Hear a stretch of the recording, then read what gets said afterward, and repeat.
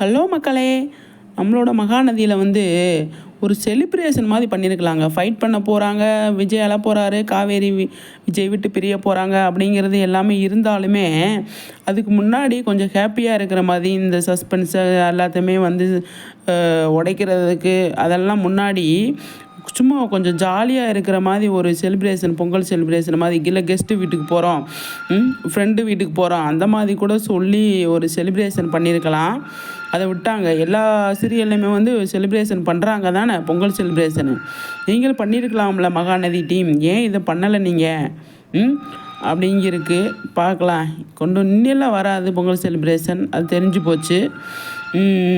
அடுத்து இந்த ஃபைட் சீனு இந்த ஸ்டோரியாகவே அவங்க கொண்டு போகிறதுனால இந்த செலிப்ரேஷனை பற்றி யோசிக்கல போல. ஏன்னா எல்லாருமே தலை தீபாவளியை பற்றி கேட்டுட்டு இருந்தாங்க.